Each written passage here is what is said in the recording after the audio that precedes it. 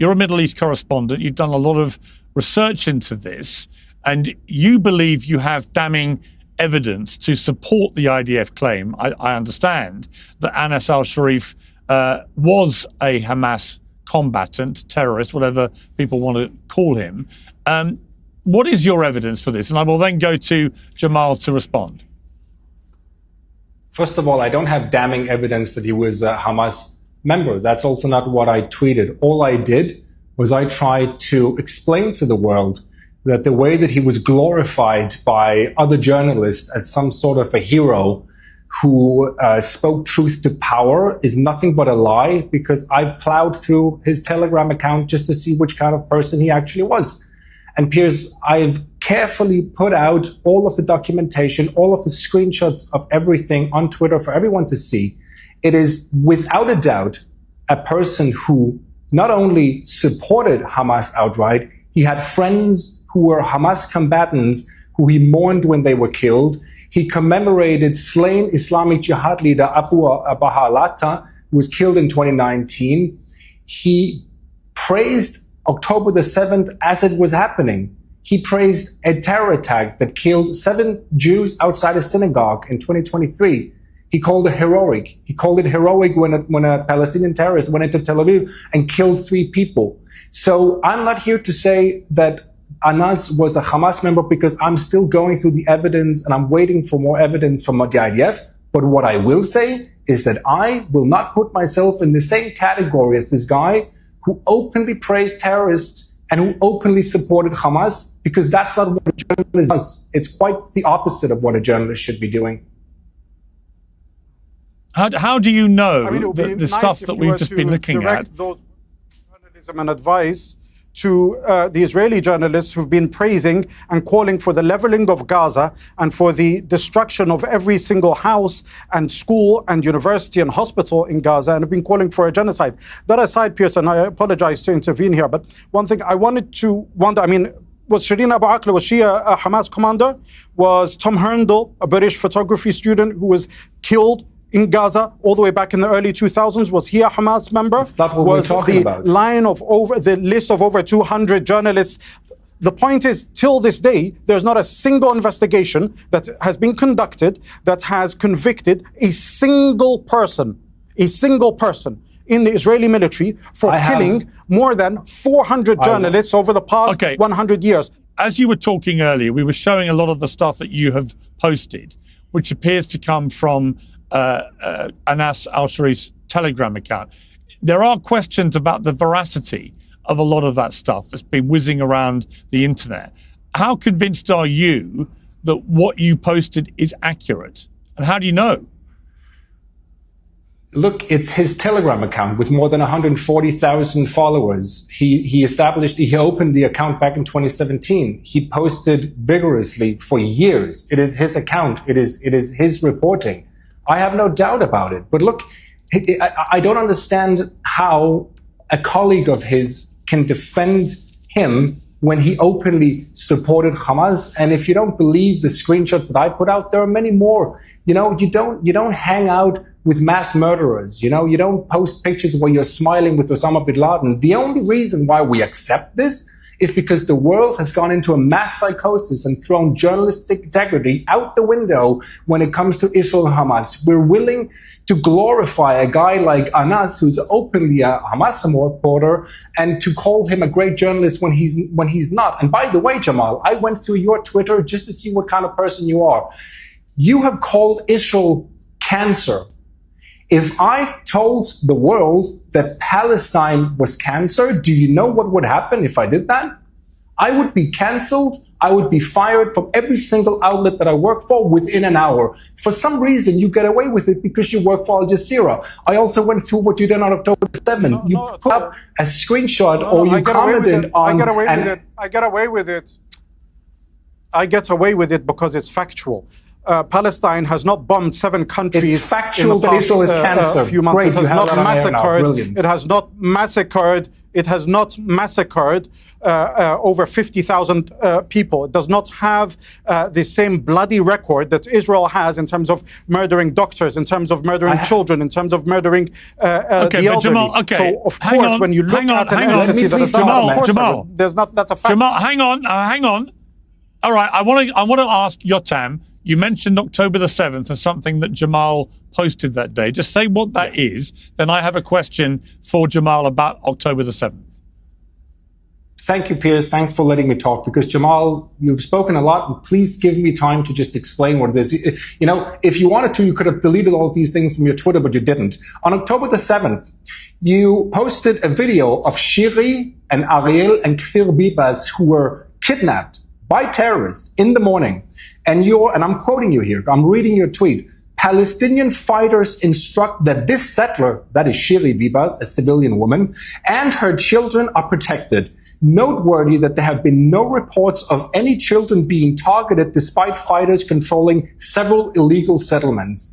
Not only are you spreading the most blatant fake news that you can on a day where an ongoing actual genocide is taking place about children not being killed. I've seen videos of Hamas members executing children.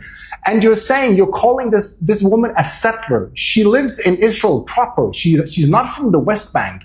And you're somehow excusing what this person is doing. Then there's another tweet where you're seeing the masked Hamas terrorist inside a bedroom of a civilian, and you're saying a Hamas fighter filmed inside an illegal Israeli settlement while an elderly settler lays in bed seemingly unharmed.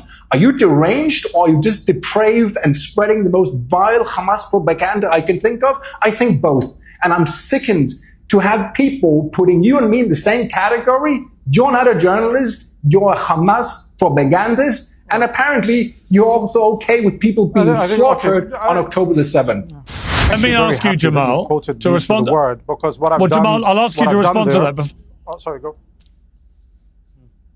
Well, no, my question would be a question I asked a lot of guests in the first few months after what happened on October the 7th on the pro-Palestinian side, which is a very simple one, which is, do you personally, Jamal, condemn what Hamas did on that day? Piers, let me respond to what Jotam said first, if you don't mind, because what he's done was he's quoted what has been written. What was written is a very journalistic approach to describe factually in real time what was being posted as a video. So when you have a video of a fighter, he is a fighter with an elderly person in bed, and that elderly person is seemingly unharmed, right? That is a factual description of what the video shows. When the videos that had appeared throughout that time until the time of posting do not show any children being harmed, and you say that there are no children being harmed, that is a factual description of what is happening. Journalism 101 is to describe factually based on what you can verify at the time. But did you post any videos showing people being harmed? What's at all. No, but did you show? Did you post it? But Jamal, did you post any? Jamal, I actually don't know. Let me ask you a question. Did you? Yeah. But surely you'd remember if you posted any videos of people actually being harmed, because Hamas were gleefully reposting their own footage of them murdering and torturing and shooting and attacking people. Piers, I genuinely do not remember every tweet that I've tweeted, and my tweets are public, people can see them, there's nothing to worry about. And to be honest, the thing is, there is a very clear derailment here of a discussion about the brazen assassination of not one, not two, but 7 journalists by the Israeli military in a civilian area, in a hospital, to come and talk about my own personal tweets. I'm more than happy to come after on another episode and discuss all of those. There's nothing to hide there. Okay. And that's irrelevant to what I'm talking about here. All right, Jamal, we can talk about more than one thing at once, and they're all interlinked. So in answer to my question, do you personally condemn what Hamas did that day? This is not a discussion at all that I'm going to get into, Piers. Why? Because I'm here to represent a very straightforward Al Jazeera question. to talk about the murder. You've been very condemnatory. Can I talk? But Jamal, Yes. Jamal, hang on, please. Jamal, you've been very, very condemnatory, and I've allowed you to talk at length in your most condemnatory way about Israel and the IDF. And you're perfectly entitled to that opinion. But I'm also perfectly entitled in the question of balance. You talk about truth to power and being fair as a journalist. I don't think it's unfair to simply ask you, if you as an Al Jazeera representative, whether you condemn the terrorist attack on October the 7th, because I thought that it was one of the most despicable things that I've ever witnessed as a journalist in that's your my opinion, entire and you're life. more than But that what is your opinion? And you are more than welcome. I'm going to tell you now, if you don't mind, that is your opinion. You're more than welcome to it, right? If Hamas is to kill or target or arrest I'm speaking now as a journalist and as my capacity within Al Jazeera, if they were to attack or kill or harm any journalist, I will condemn them instantly within the capacity that I'm talking to you now. If you are asking me, let me borrow the words civilians? of the great Muhammad Ali boxer. Let me borrow the words of Muhammad Ali.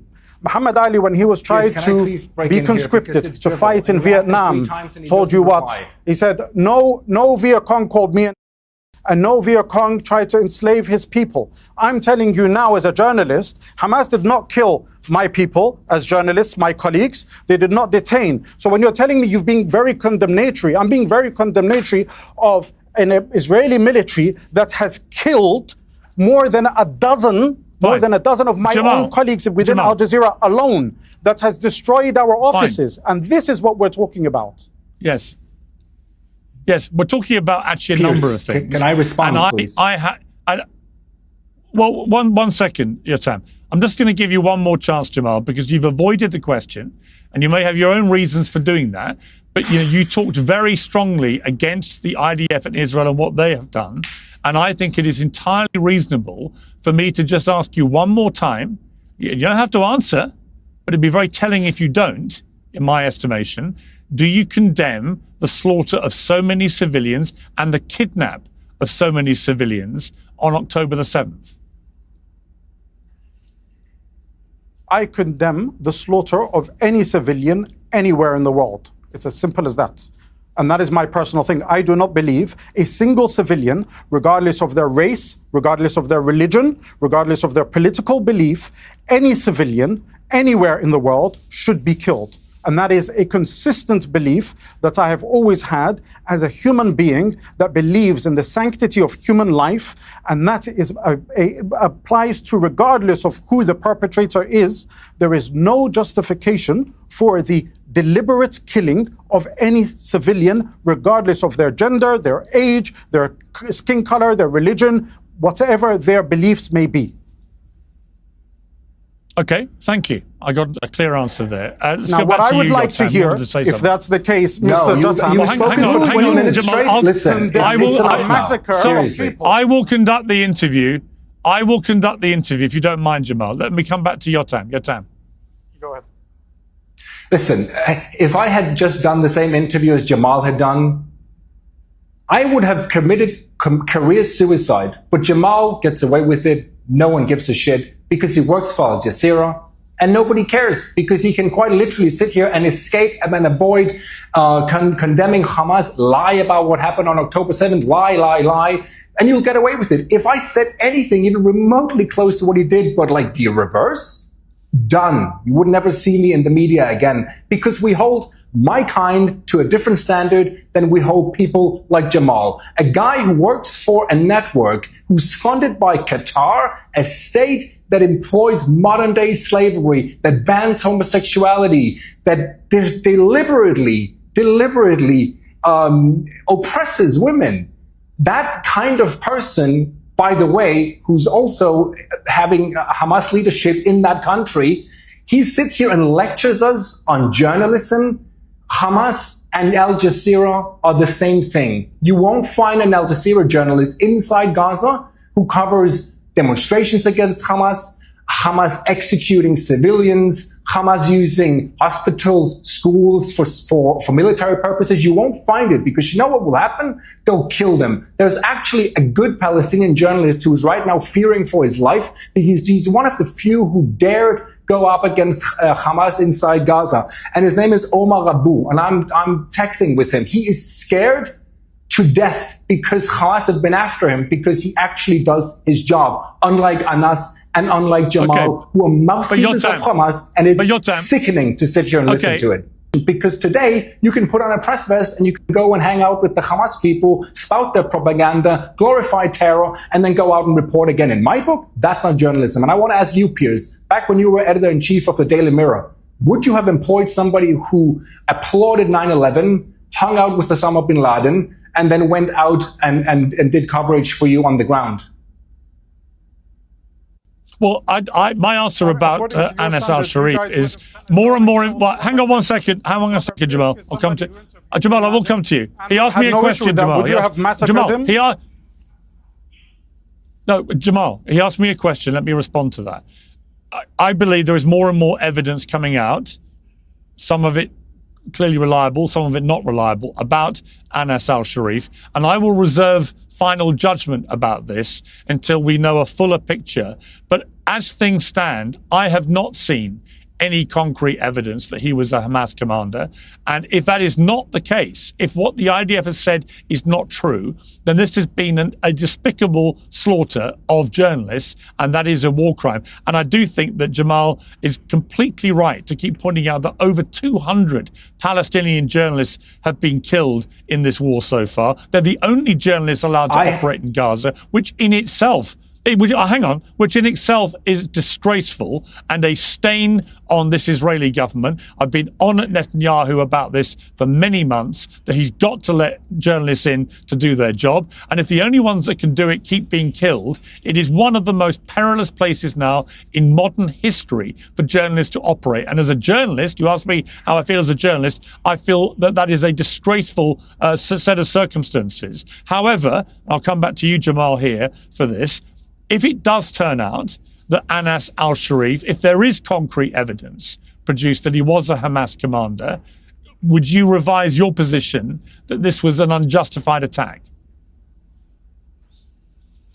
So there's two things here with that question, Piers. Naturally, if it transpires that anybody who works within Al Jazeera turns out to be not who they are, then of course there is a revision of anything, and that, as any professional institution, you would do that. That is something. But to even justify extrajudicial killing of anybody without any sort of trial, without any sort of transparency by a military, like I say, if you don't mind, I'm just going to go through a few numbers, because it's not just journalists that we're talking about here that have been killed. You're talking about more than 800 teachers and education staff at universities. You're talking to, according to Doctors Without Borders, more than 1,000 medical staff in the past 22 months. Civil defense staff, more than 122. Ambulance staff, more than 144, including the 15 paramedics that the Israelis said buried in a mass grave and said, oh, by mistake, they weren't, and so forth. My point is, what is happening right now, and this is the framing that needs to take place if we are to salvage what little left we have of our humanity and what little left we have of journalistic credibility in the mainstream media in the West, is that the framing and narrative is this. Israel is currently committing genocide, epistemicide. It is trying to gut Gaza of every single profession that is there. It is not simply trying to make it unlivable. It is trying to ethnically cleanse it and get rid of anybody who has any capacity within Gaza to build or rebuild a society. And therefore, any accusation or justification that comes from a military that is so hell-bent on killing humans. We're talking about more than 20,000 children, Piers. 20,000 children is almost the amount of children that are in West Sussex. You're talking about the amount of hospitals that have been destroyed is equivalent to the amount of hospitals in Birmingham, Manchester, and Leeds, the second, third, and fourth largest cities in the UK. So when we're talking about that, How on earth are we even giving any credence to what they're talking about when they want to justify? Shirina Barclay, like I say, Shirina Barclay, a Palestinian, can I please American, respond? Christian reporter. Okay, I'm going to have to... Jamal, look, here's the bottom line. We're going to have to bring this part of the debate to a conclusion. But the bottom line for me is that what happened on October the 7th was a despicable terror attack, and that Israel had a moral duty to defend its people from further attacks. My issue with what's been happening this year is that it is increasingly moved away from any form of justified self-defense into what appears to be an attempt to take over Gaza, expel all Palestinians, and that to me would be ethnic cleansing and a war crime. And I do think the way that journalists are being treated, and it's complicated because clearly some of those journalists have been established to have been active members of Hamas, but many have not. And so it's a complicated situation, as it is with many wars. And the issue about Anas al-Sharif really comes down to one thing. If he was an active Hamas commander, then you could construct an argument, as the IDF have done, that that is a legitimate target, although many others died in the same strike. And there's a different argument about collateral damage when other people are killed if you target a terrorist. However, and it's a really important however, I have not seen enough evidence to suggest he was an active commander. And if it turns out that he wasn't, then what we witnessed was a war crime. I've got to leave it there. Thank you both very much for the discussion. I appreciate it.